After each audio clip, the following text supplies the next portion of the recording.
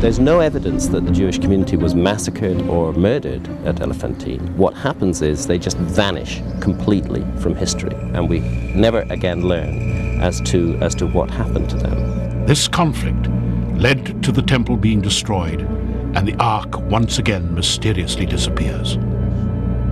Bob again spoke with Dr. Hannah and was surprised to learn what he believed happened. The Ark of Covenant moved from Jerusalem at Manasseh Kings and come at Elephantine Island. The Ark of Covenant here, I think it will be remained for some times. Yes, for keeping at the Jewish temple.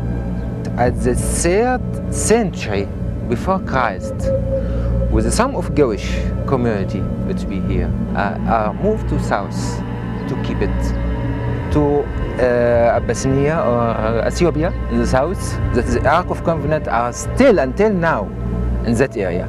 Really? Yeah. They could not flee north through a hostile Egypt, so they fled south, following the Nile River system, down through the Sudan. That is very special things for all the world. If it's that still until now, we hope Ethiopian tell us and published something about that. Dr. Hannah obviously took the powerful Ark of the Covenant very seriously. Yes. He knew it was nothing to be trifled with. I think it is a great secret. It is too much power. Too much power. So the Ark once again headed south, transported for safekeeping on the mighty Nile River. And that Nile River system leads ultimately to one of the 2 sources of the Nile. One, of course, is in Uganda. The other source of the Nile, the Blue Nile, where most of the Nile's water comes from, is in Lake Tana in the highlands of Ethiopia.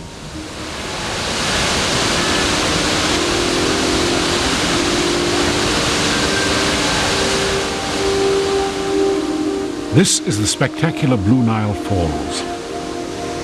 And directly above it is one of Africa's largest lakes, Lake Tana. So Africa.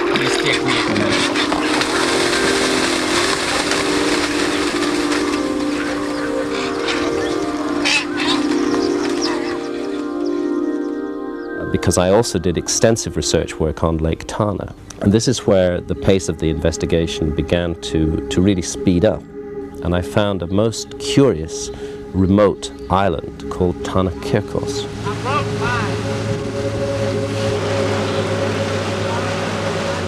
Very difficult to get to this island, and in fact it takes a 3.5-hour boat ride across Lake Tana, which is about 90 miles across. It's one of the larger lakes in Africa.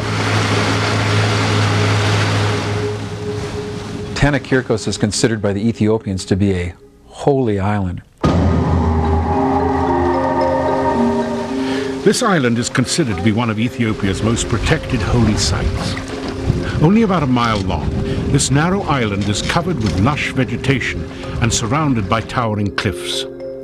Set in the middle of Lake Tana, it is completely restricted from visitors. Few were allowed to visit, and only men were welcome.